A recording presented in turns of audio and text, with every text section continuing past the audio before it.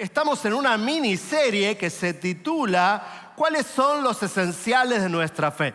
¿Qué hace especial a la experiencia cristiana? ¿Cuáles son los condimentos que hacen a nuestro acercamiento de fe, el acercamiento cristiano, un acercamiento único y diferente a todos los acercamientos religiosos de la historia de la civilización humana? Y estuvimos hablando de 3 condimentos esenciales de esa fe. ¿Quién se acuerda del primero?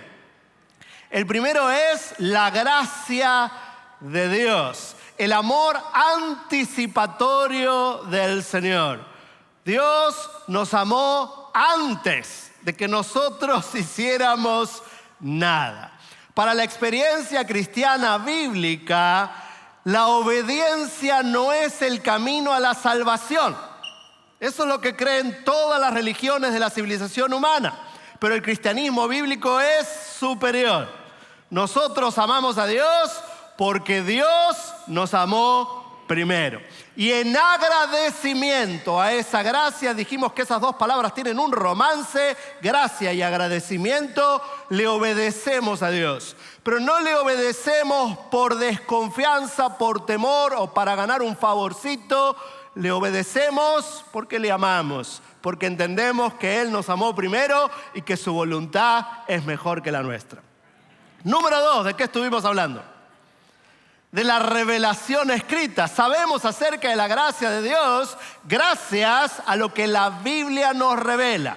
La Biblia define nuestro norte. Los cristianos tenemos dirección. No nos dejamos condicionar por las percepciones humanas, no somos dominados por la cultura, tenemos en claro quiénes somos, en quién creemos y qué es lo que debemos hacer, porque la palabra de Dios nos revela su sagrada voluntad, que es buena, es agradable y es perfecta. La Biblia no fue dada a nosotros para que aprendamos historia del pueblo de Israel o aprendamos acerca de religión, sino para que contemos con principios de vida que nos ayudan a vivir mejor. Conocemos a Dios y entendemos entonces que su voluntad es mejor que la nuestra. Y número 3, la fe, nuestra prerrogativa. La respuesta lógica que nosotros le podemos dar a la gracia de Dios revelada en su palabra. Si no ponemos nuestra fe en esa gracia no se activa en nosotros. Dios nos ama, pero si nosotros no le amamos de vuelta, no hacemos su voluntad. Y aún si sabemos versículos de la Biblia, pero no los obedecemos, o sea, no ponemos la fe en ellos, no tiene un efecto completo. Así que el resumen de lo que hablamos el domingo pasado es que nuestra justificación es por la fe puesta en la gracia de Dios revelada en su palabra. ¿Listos para avanzar entonces? ¿Vamos? ¿Seguro, seguro? Querido Dios, hacemos espacio en este instante para escuchar tu voz. Nos aquietamos para discernir tu voluntad en los méritos de Jesús. Y por eso decimos... Quizás alguno se sorprendió de que oré con los ojos abiertos. Lo de cerrar los ojos no es ninguna obligación, es para no distraernos. En los evangelios encontramos que Jesús levantaba sus ojos al cielo para orar. Así que tenemos que discernir cuáles son costumbres y cuál es nuestra fe. Y de eso se trata de lo que estamos hablando. A veces repetimos cosas, hacemos cosas, pero no vamos profundo en analizar lo que Dios nos ha revelado. Y es una lástima, porque cuando en nosotros no hay verdad, tampoco hay libertad. Repito eso. Cuando en nosotros no hay verdad, en nosotros no hay libertad. Porque es la verdad la que nos libera para hacer lo que es correcto. Cuando en nosotros no hay verdad, ¿qué hay?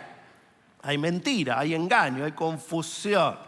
Y por eso es tan importante el tema que hoy y el domingo pasado estuvimos tratando. Necesitamos ir más profundo en definir qué es esencial de nuestra fe, que es diferente a cualquier otro acercamiento de fe en la historia de la humanidad. ¿Listos para avanzar? Número 4.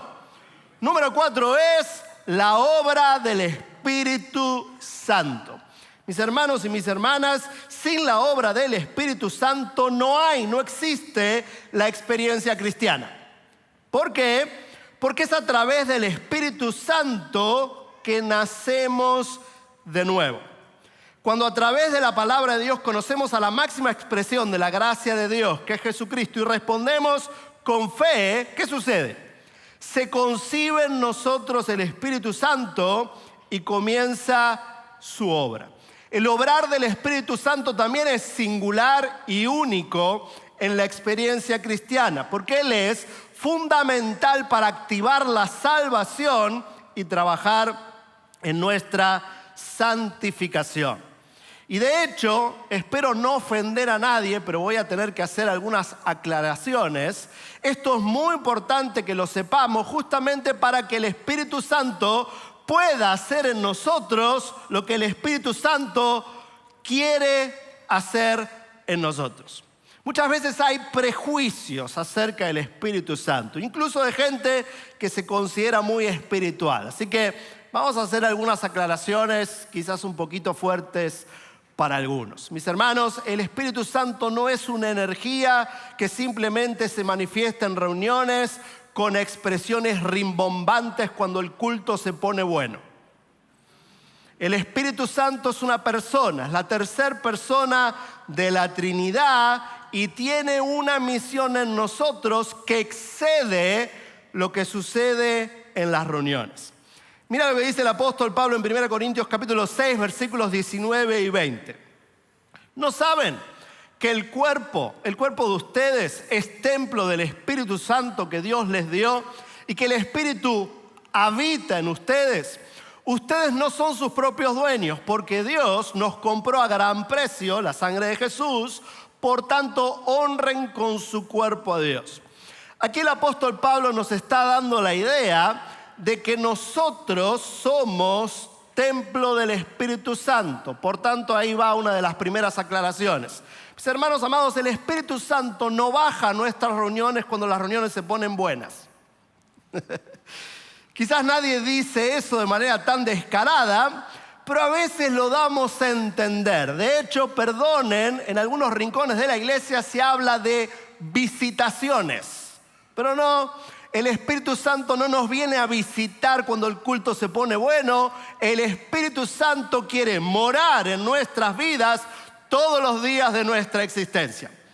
Él viene a hacernos su templo.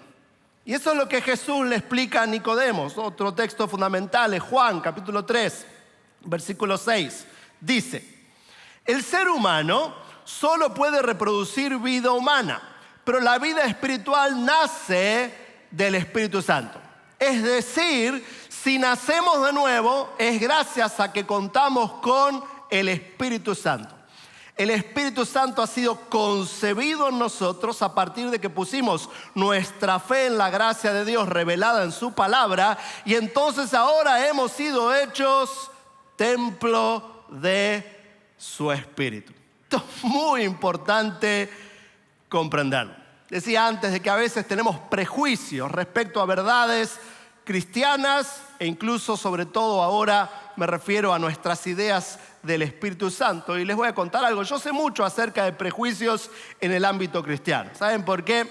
Porque predico desde que tengo 18 años. El Señor me llamó al ministerio siendo muy jovencito. Con un grupo de amigos comenzamos un ministerio que se llama La Gran, que evangeliza y discipula adolescentes. Y lo que sucedió conmigo fue bastante curioso. Empezamos este ministerio haciendo campamentos, pero luego empezamos a hacer festivales. Y en los años 90 resulta que existió una revista cristiana que se llamaba Visión Joven. Y empecé a escribir en esta revista, y a raíz de lo que escribía en esa revista, alguien me animó a que escriba un libro. Escribí mi primer libro cuando tenía 19 años. Y luego me empezaron a entrevistar de radios y me empezaron a invitar a eventos. Y algunos que me invitaban a sus eventos no sabían cómo yo me veía. Sabían que yo escribía en esa revista o habían escuchado mi nombre en la radio cristiana. Había una aquí en Munro que era muy popular. Quizás alguno se acuerda, no sé si todavía existe. Si existe todavía, bueno, ahí está. Bueno, el caso es que me empezaron a invitar a eventos y muchas veces cuando yo llegaba la gente se sorprendía. Y te podría contar esta escena en muchas ocasiones, pero te voy a contar una. Una vez voy a un evento muy grande que había en la ciudad de Córdoba luego de un campamento de adolescentes. En aquel entonces, en los años 90, todos los predicadores usaban saco y corbata. ¿Alguno se acuerda de eso? Había que disfrazarse de pingüino para predicar la palabra del Señor. Y resulta que yo iba a ir en avión después de un campamento y tenía mi traje metido en una mochila y yo venía del campamento de adolescentes todo despatarrado. Pero mi plan era llegar temprano, ir al hotel, ducharme y disfrazarme de predicador y luego ir a predicar este evento. Pero resulta que el avión se retrasó. Y cuando llego a la ciudad de Córdoba, estoy esperando que alguien me busque, pero no veo a nadie. Se ve que habían pensado que era alto, no me reconocieron, no sé qué fue lo que pasó. Y entonces tuve que tomarme un taxi y como yo sabía a qué hora me tocaba predicar y ya era la hora, decidí en vez de ir al hotel a ducharme, voy directamente al estadio donde me toca predicar.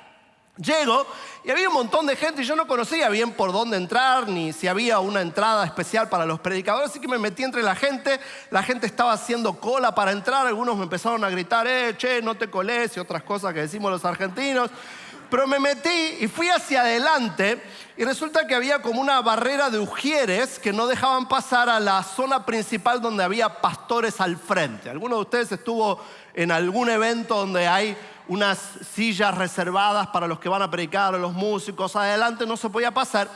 Y entonces yo no sabía bien qué hacer y yo venía con mi mochila, con mi disfraz de predicador y quería pasar y quería ducharme. Era un estadio deportivo, así que asumí debe haber vestuarios. No sabía por dónde entrarle y decidí ir por un pasillo, pero me detiene un ujier, una señora alta, ujier. Ustedes conocen esa palabra, quizás no todos la conocen. En muchas iglesias a los servidores de la iglesia se les llama ujieres, ¿sí? Que suelen ser personas a las que les gusta decirte que no, ¿no? Ahí no se puede, por ahí no pase, ¿sí? De hecho, voy a confesar una raíz de amargura que tengo de mi niñez, porque yo me crié en una iglesia donde los ujieres eran tan pero tan malos que cuando con mis amiguitos nos insultábamos nos decíamos, ujier. Ese era nuestro insulto, ¿eh? Vale. El caso es que esta señora me detiene, ¿sí? Me dice, jovencito, por aquí no se puede pasar. Yo no sabía bien qué decirle, pero bueno, mi hermana, yo soy el que va a predicar. Yo soy Lucas Leis. Si usted ve en el programa, dice que va a predicar Lucas Leis y yo soy Lucas Leis. La señora da un paso hacia atrás, me mira desde la caspa hasta los callos de los pies y me dice, jovencito, no se haga el vivo, usted vaya por otro lado. No, pero yo soy Lucas Leis. Déjeme pasar, soy el que va a predicar. Usted vio en el programa, está anunciado que va a predicar. Yo soy Lucas Leis. Usted no es Lucas Leis porque yo lo he leído en la revista cristiana. Bueno, usted me leyó, pero usted nunca me vio, ¿sí? Yo soy Lucas Leis, yo soy joven, es que vengo de un campamento. Yo le trataba de explicar, no se me ocurrió otra cosa que sacar mi documento y mostrarle. Yo soy Lucas Leis. Bueno, venga conmigo. Al fin la señora me llevó hacia atrás, el pastor estaba ansioso, buscándome, no sabían dónde yo estaba, le expliqué lo que había pasado, fui rápido a los vestuarios, me disfracé de predicador, prediqué. ¿Y saben qué sucede después? Yo me olvidé de eso, pero hago un llamado al terminar el mensaje y muchos jóvenes empiezan a pasar y ustedes saben cómo sucede. La música se empieza a poner muy linda y muchos se conmueven y empiezo a orar por los jóvenes que estaban ahí al frente. Muchos están llorando y de repente, ¿a quién veo en el medio de esos jóvenes llorando? A la vieja miserable esta que no me había dejado pasar. ¿Por qué no me dejó pasar? Porque tenía un prejuicio. Para ella, un predicador de un evento tan importante tenía que tener por lo menos 40, 50 años. Yo tenía 20 en ese entonces. Tenía que verse de saco y corbata y al hablar tenía que moverse así. Y como yo no había hecho nada de eso y no me veía como ella pensaba, no me dejó pasar. ¿Por qué te cuento esta historia? Porque hay gente que no deja obrar al Espíritu Santo en su vida porque también tiene prejuicios. Ideas equivocadas respecto a lo que Dios quiere hacer a través del Espíritu en ellos. Algunos creen que el Espíritu Santo simplemente viene a agitar nuestras emociones y que a alguno le pegue la chiripiorca durante las reuniones cuando el culto se pone bueno. Y no, esa no es la misión del Espíritu Santo. El Espíritu Santo no viene a nosotros para agitar nuestras emociones. De hecho, según la misma Biblia, viene a producir en nosotros, por ejemplo, presta atención, dominio propio. Interesante. Ese es el fruto del Espíritu en nosotros, no que nos descontrolamos, sino que Él toma el control de nuestras emociones para que podamos superar las pruebas y las tentaciones. Así que el Espíritu Santo es demasiado esencial y demasiado importante para la experiencia cristiana. Resultado de esto, aquí me voy a meter en problemas con alguno de nuevo, de estas confusiones, es que yo conozco muchos pentecostales que no entienden Pentecostés. ¿Alguno escuchó hablar de Pentecostés? ¿Qué sucedió exactamente en Pentecostés? ¿A qué se refiere la palabra? Bueno, te cuento. La fiesta de Pentecostés era un acercamiento judío a que 50 días, de ahí viene el nombre, Pente, después de la Pascua, Dios entrega la ley. Luego de la Pascua judía, que es lo que se recuerda con el sacrificio de los hijos de Egipto, porque los hebreos ponen la sangre en el dintel de la puerta, el espíritu de muerte pasa, recuerdan la salvación de Israel de Egipto y luego, 50 días después, el Señor les da la ley en el monte Sinaí. Eso es lo que se celebra desde la perspectiva judía. ¿Qué sucede después? Para el Nuevo Testamento, los cristianos nos gloriamos en que luego de la Pascua cristiana, Dios entrega el sacrificio supremo, Jesucristo. 50 días después, el Espíritu Santo es derramado en nosotros. Esto es muy interesante, presta suma atención. Lo que se cumple en Pentecostés es la promesa dada por Dios al profeta Joel. Y derramaré mi espíritu sobre toda carne. Antes de Pentecostés, el Espíritu Santo estaba afuera y hablaba a través de algunos. Pero luego de Pentecostés ya no habla desde afuera, sino que habla desde adentro y está en todos los creyentes en Jesucristo. O sea, el Espíritu Santo deja de ser patrimonio de algunos pocos super espirituales y pasa a ser patrimonio de todos los creyentes que ponemos nuestra fe en la gracia de Dios expresada en Jesucristo y que conocemos a través de su palabra. Así que digo esto bien clarito. El Espíritu Santo no es patrimonio de los que tienen dones y talentos vistosos, sino bien común de todos los que no tienen problemas con ser invisibles a los ojos de los hombres, con tal de ser visibles a los ojos de Dios. El Espíritu Santo nos da conciencia de pecado y perspectiva de eternidad. El Espíritu Santo no es una energía inmaterial, sino una persona real y completa con pensamientos y emociones. Él quiere ser el timón de la lengua del creyente, el GPS de nuestras mentes y la vela correcta para los vientos del corazón. El Espíritu Santo facilita el control de nuestras emociones y no el descontrol de ellas, ya que un componente fundamental de su fruto en nosotros es el dominio propio. Así que tengo estas preguntas. ¿Estás dejando al Espíritu Santo hacer su obra en vos? ¿Que cuál es? Dejémosla bien clarita. Romanos capítulo 8, versículo 29. A los que Dios conoció de antemano, también los predestinó a ser transformados según la imagen de su Hijo, para que Él sea el primogénito entre muchos hermanos. ¿Qué quiere decir eso? Que Dios quiere que nos parezcamos más a Jesús. ¿Qué es el fruto del Espíritu Santo? El carácter de Cristo. Amor, gozo, paz, paciencia, benignidad, mansedumbre, templanza, dominio propio son las características y virtudes que definieron el carácter de Jesús. ¿Qué quiere hacer el Espíritu Santo con vos y conmigo? Ayudarnos a parecernos más a Jesús. Él no quiere agitar simplemente nuestras emociones. Claro, Dios es Dios y puede actuar cuando quiere, como quiere. Sin embargo, debemos discernir su misión en nosotros. Su misión en nosotros no es agitarnos durante alguna linda reunión. Su misión en nosotros es que todos los días de nuestra vida el Espíritu Santo que mora en nosotros haga emerger en nosotros el carácter de Cristo y cada uno de nosotros, los creyentes en Jesucristo, nos parezcamos un poquito más a Él. Si entendés eso, dale un aplauso fuerte al Señor. La obra del Espíritu Santo, sin prejuicios religiosos. Número 5, la comunidad de Dios. Mis amados, a solas siempre es más difícil, incluso la vida cristiana. Y por eso, como antes nos decía muy bien Adrián, Dios diseñó a la iglesia, una familia a la cual pertenecer y no un lugar al cual ir. Los creyentes verdaderos entendemos que la iglesia no es un lugar. Los cristianos no vamos a la iglesia. Los cristianos somos la iglesia porque somos templo del Espíritu Santo. Por tanto, estamos en la iglesia, con la iglesia todos los días que tenemos nuestra fe puesta en Jesucristo. Ahora, algunos no hemos entendido eso, lo hemos entendido de manera intelectual, pero no en la práctica. Y es que el poder de la religión ha sido tan fuerte que aún muchos cristianos desconocemos que el templo, escúchame bien, no fue idea de Dios. Vamos a la Biblia. Mira lo que dice Segunda Crónicas capítulo 6, versículos 7 al 9.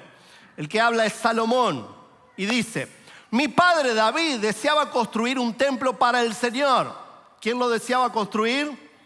David, Dios de Israel. Pero el Señor le dijo: tu deseo de construirme una casa para honrarme es bueno, pero no serás tú quien me la construya, será uno de tus hijos el que me edifique una casa para honrar mi nombre. Aquí ya hay algo muy interesante. ¿Quién quiere hacer el templo?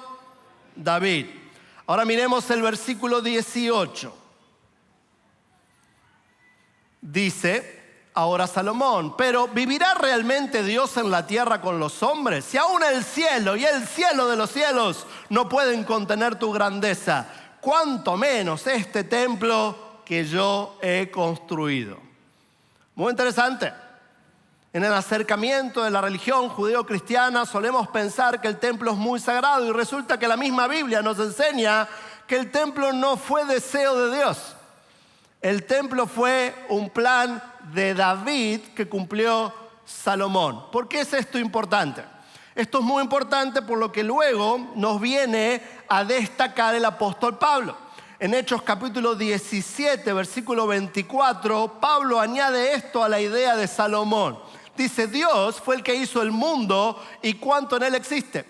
Y por cuanto es Señor del cielo y de la tierra, no habita en templos que el hombre construya, ni necesita que los seres humanos satisfagan sus necesidades. Ahí hay otro elemento muy interesante. Mis hermanos, nosotros no hacemos reuniones porque Dios necesita de nosotros. Ese es un acercamiento pagano. El acercamiento cristiano es que nosotros hacemos reuniones porque nosotros necesitamos de Dios, no porque Él necesita de nosotros. Nosotros necesitamos el estímulo de los hermanos. Nosotros necesitamos ubicarnos dándole la gloria a Dios, reconocer quién debe ser el primero en nuestra vida. Por eso le adoramos. Y nosotros somos quienes tenemos necesidades, no Dios. Así que las reuniones no son para aquietar los ánimos de una deidad. Las reuniones son porque nosotros las necesitamos. Pero qué gran noticia tiene el Evangelio. Dios quiere estar con nosotros siempre, todos los días de nuestra vida, y a Él no lo podemos encerrar en el templo. Tenemos templos porque nosotros necesitamos templos, espacios separados para juntos buscarlo a Dios. Espacios donde proclamamos el amor de Dios y reconocemos y recordamos la gracia de Dios y abrimos su palabra para que Él nos guíe. Los templos son espacios para nosotros donde le hacemos espacio a Dios, pero no espacios de Dios, porque Dios no habita en templos hechos de manos de hombres. Dios no atiende el fin de semana cuando estamos de reuniones. Dios quiere venir con nosotros todos los días de nuestra vida y que podamos disfrutar ese amor que nos cambia y nos transforma hoy, mañana, la semana que viene y por siempre. Si alguien entiende eso de nuevo, denle un aplauso a Dios.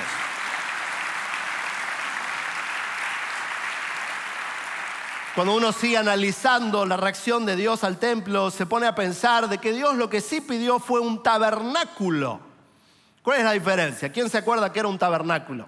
Era una tienda. La tienda se movía. En la historia del pueblo de Israel, ¿hacia dónde se movía? Siguiendo una nube, ¿cierto?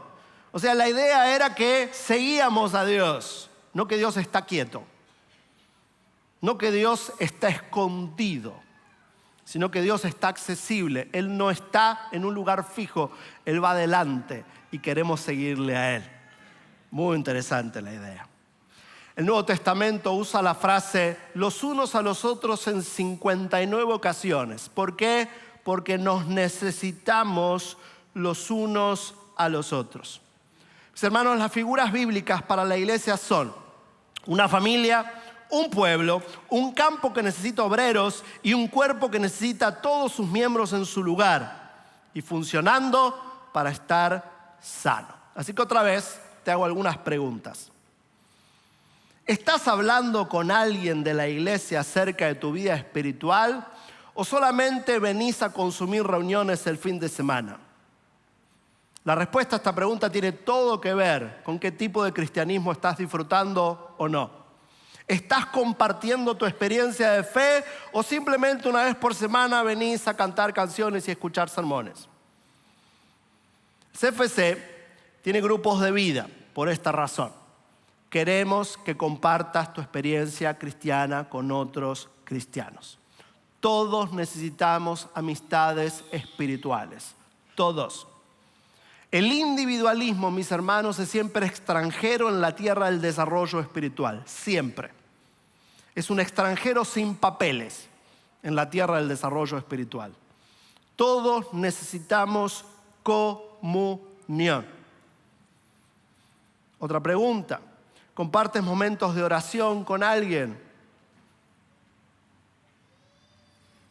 ¿Hablas de tus tentaciones? Yo he dicho esto en muchas ocasiones. Yo me he encontrado a través de los años mucha gente que sucumbe a sus tentaciones porque son secretas, porque nadie sabe cuáles son. Entonces no tenemos la ayuda de nadie para superarlas. Mirá lo que dice Proverbios capítulo 15, versículo 22. La falta de consejo frustra los planes. La abundancia de consejo los prospera. ¿Por qué la iglesia es esencial?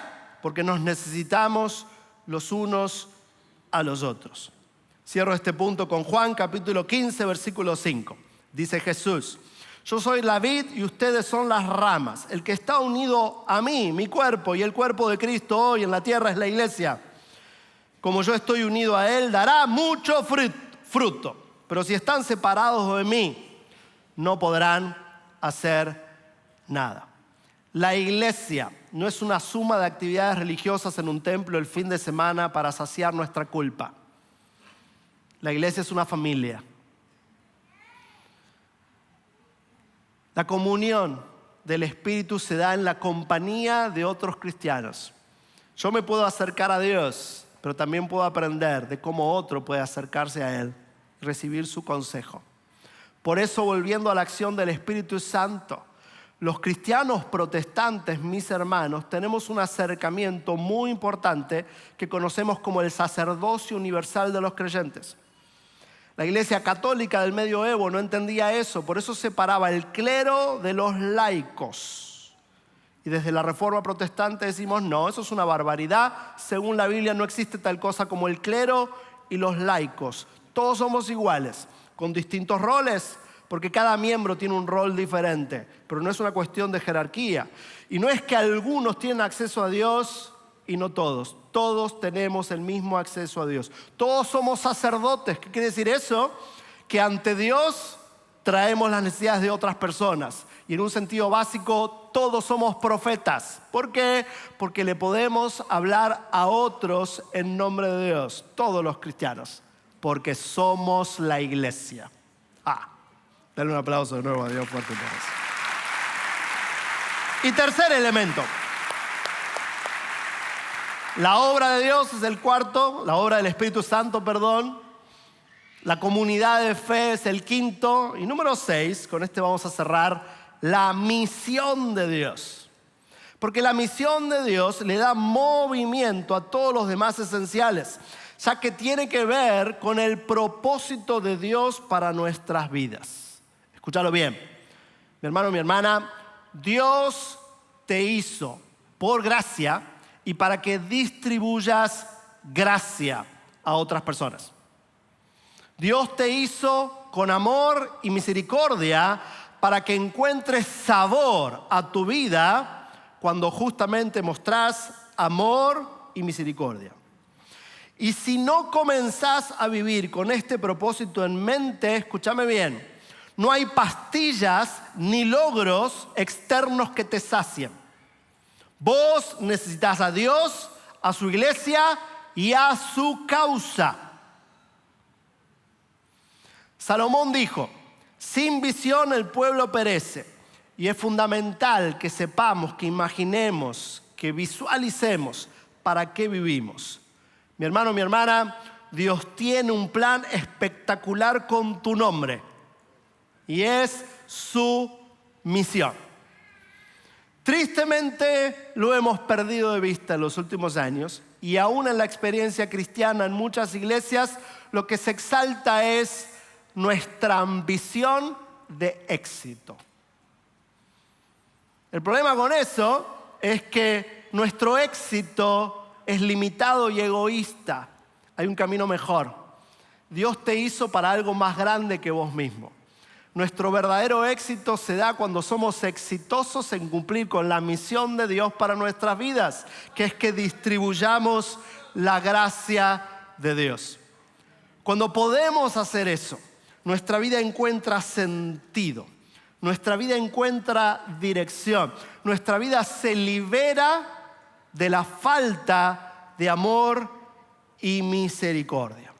En Efesios capítulo 1, versículo 3 al 6, el apóstol Pablo escribe lo siguiente. Bendito el Dios y Padre, nuestro Señor Jesucristo, que nos escogió en Él aún antes de la fundación de este mundo, para que fuésemos santos y sin mancha delante de Él, nos predestinó para ser adoptados como hijos suyos por el puro efecto de su voluntad y para alabanza de la gloria de su gracia. ¿Qué quiere decir eso? Que Dios te escogió para que el mundo al ver tu vida se dé cuenta que Él es bueno. Y cuando alineás tus ideas, tus ambiciones, tus capacidades y tu historia con esa historia, vivís una vida increíblemente emocionante, una vida de sentido, una vida de propósito. El apóstol Pablo remata esta idea que acabo de citar en Efesios capítulo 2, versículo 10. Mira este texto. Pues somos la obra maestra de Dios. Él nos creó de nuevo en Cristo Jesús a fin de que hagamos las cosas buenas que preparó para nosotros desde tiempo atrás. Dios tiene un plan maravilloso para tu vida.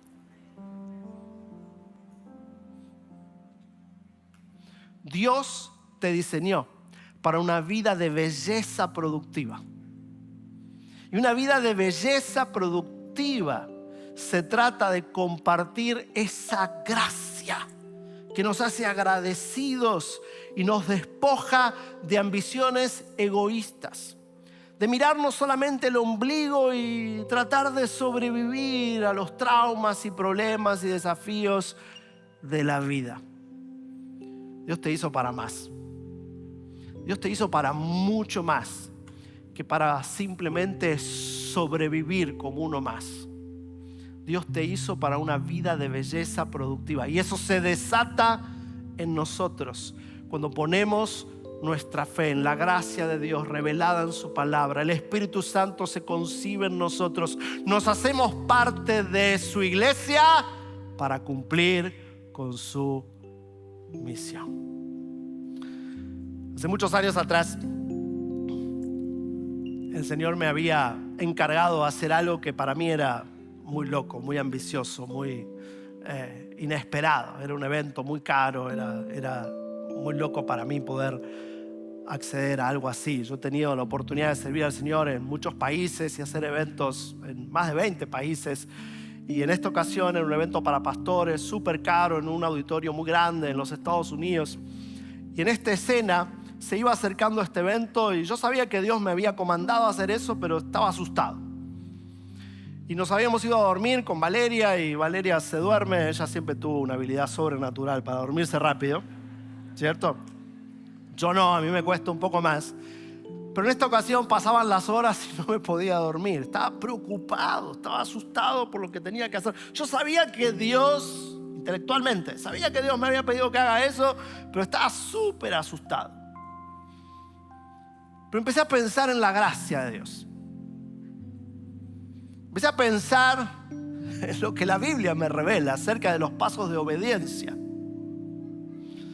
Empecé a pensar en la obra del Espíritu Santo, cómo Dios había estado transformando mi vida desde el momento de que me hice consciente de que Él no era una fuerza externa, sino que estaba en mí, queriendo ayudarme a parecerme más a Jesús.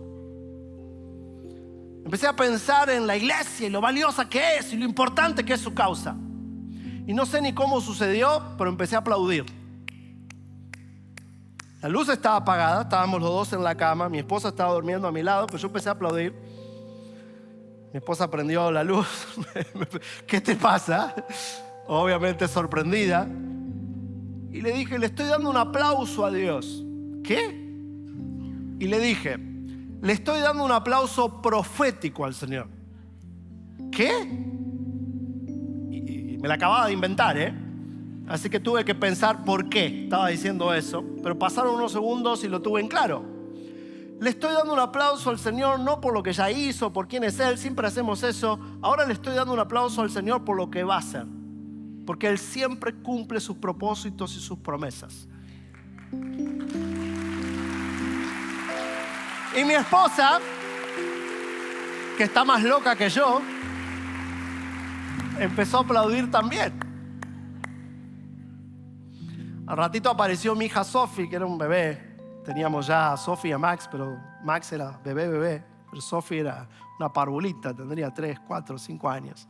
Y aparece en la puerta sorprendida de que sus papás están aplaudiendo en la noche. Yo fui hacia ella y le dije, le estamos dando un aplauso a Dios porque Él también va a hacer maravillas con tu vida. Y ella también de bebé aplaudió también.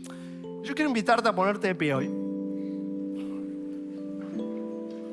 Voy a invitar a los músicos que nos acompañen porque quiero volver a cantar esa canción de Yo Creo en Ti. Pero antes de que la cantemos, yo quiero invitarte, quiero animarte y de hecho quiero desafiarte a que quizás cierres tus ojos físicos, pero abras los ojos de tu alma, de tu interior.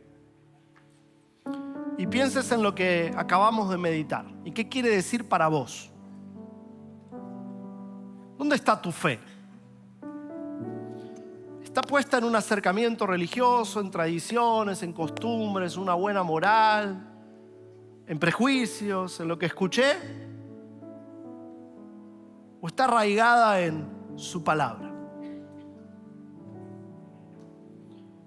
¿Tu respuesta de fe tiene que ver con tus méritos o con su gracia?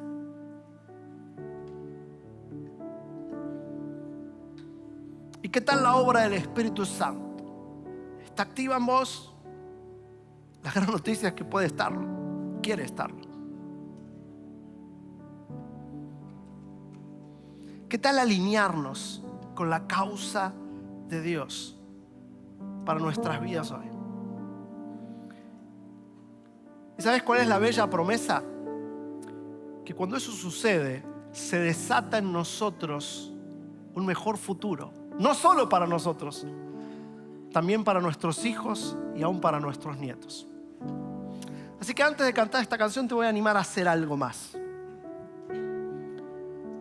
¿Qué tal visualizar, imaginar a Dios haciendo todo eso que sabemos que quiere hacer con nosotros? Y aún con nuestro matrimonio, nuestras familias.